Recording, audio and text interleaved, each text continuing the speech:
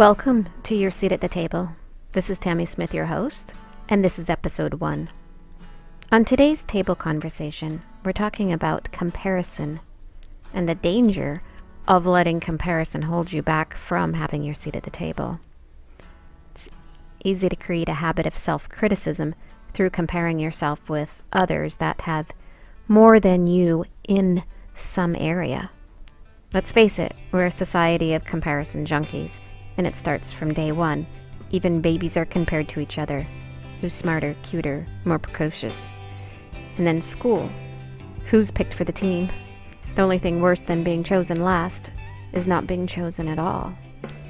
According to Global Web Index's recent survey, the average person spends 109 minutes a day on social media, including Facebook, Twitter, Instagram, and social messaging apps. Some of that's to see what our friends are doing.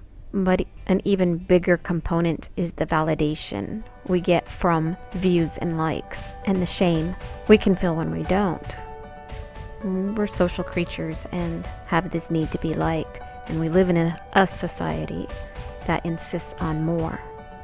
The habit of self-criticism through comparison can turn into this never-ending trap of trying to get ahead of others, trying to rise in the social dominance hierarchy in order to feel better, more secure.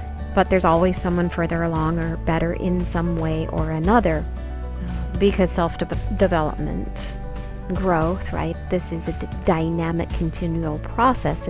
It requires you to voluntarily update your life, which makes you a beginner again, learning something new.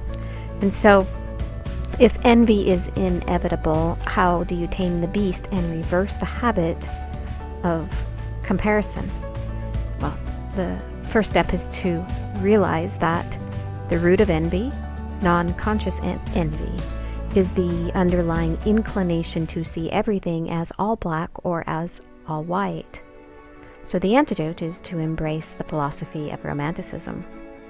Philosophical romanticism holds that the universe is a single, unified, and interconnected whole, and it's full of values, tendencies, and life, not merely objective, lifeless matter. Hermann Hesse wrote, as Hermann Hesse so beautifully put, "We are the sun and moon, dear friend. We are the sea and land. It is not our purpose to become each other. It is to recognize each other, to learn to see the other and honor him for what he is, each the other's opposite and complement." So the second way to deal with comparison is to notice the envy you feel and identify that as something that you would like to have. Acknowledge it and learn from a rival's positive points. This helps you to turn your mind away from what you perceive as things that you lack. Yoko Ono says it this way. She said, transform jealousy to admiration, and what you admire will become a part of your life. So out of the shadow of envy rises the gift of consciousness. We can look at another person in it and admire them, not just for their achievements, but we can look at them and notice that it's something about the way this person is, their way of being, and their attitudes, what they bring to the table. It awakens something in us. It entices us because it hints at our own capacity. So the central developmental task of all humans is to become aware of, to become cognizant of inner impulses. And it's out of this consciousness that we actually make room to be human and to embrace and have compassion for failings and shortcomings.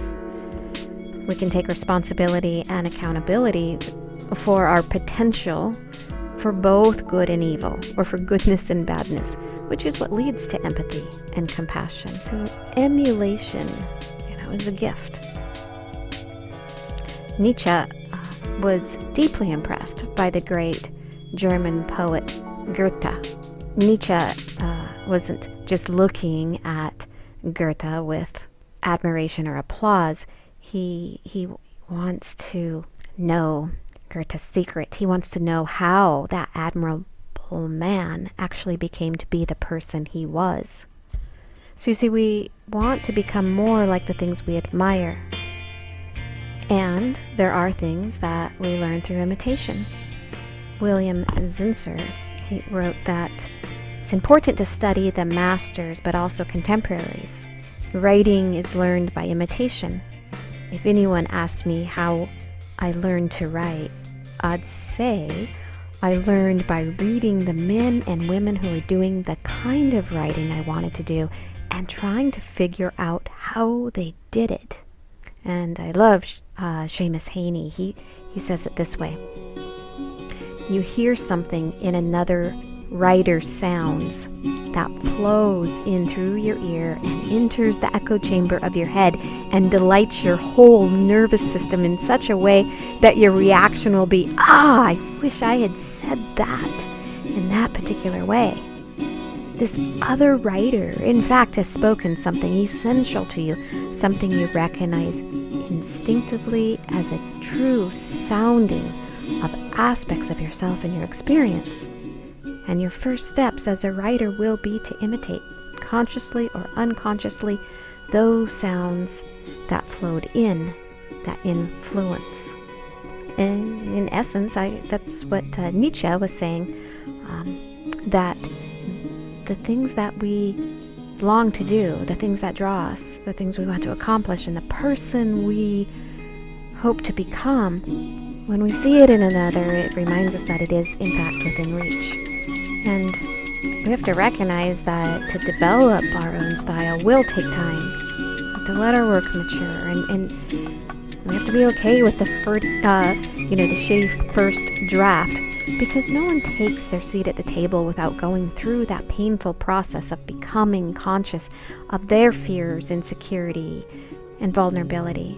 And that's why it's so important to talk about this and to share these things, to not gloss over the difficulty or to make your life look like it does on Instagram. Because it's strangely heartening when we hear that the journey to the table is varied with stories of struggle. It helps us to see that difficulty and discouragement is not a sign of failing. It's actually a necessary part of the process of becoming our intended self. We are always broken and paradoxically already whole. Joseph Campbell wrote, "Suddenly you're ripped into being alive, and life is pain, and life is suffering, and life is horror. But my God, you're alive, and it is spectacular." So the third way of dealing with this comparison dragon is approach your work in a way that's right for you. And you'll know when it's right for you. And you might not be able to explain it to anyone else, and you don't need to. Think of it this way. If I were to ask you, how do you drive a car? If you could put it all into words, you could make it easier to teach people how to do it in the first place. But so much of what we come to understand about driving a car are things that are just never explained in words. We watch someone do it and then do it the same way. The right way for you will be a win-win. You'll know that you are bringing that really particular something that you're meant to bring to the table when it's when you feel like holding back is no longer an option. The sublime is the quality of greatness, be physical, moral, intellectual, metaphysical, spiritual, or artistic, but sublime, the term especially refers to a greatness beyond possibility of calculation, measurement, or imitation. So rather than repress your sublime nature, you can choose to express it. Remember, you have a seat at the table. It's reserved just for you.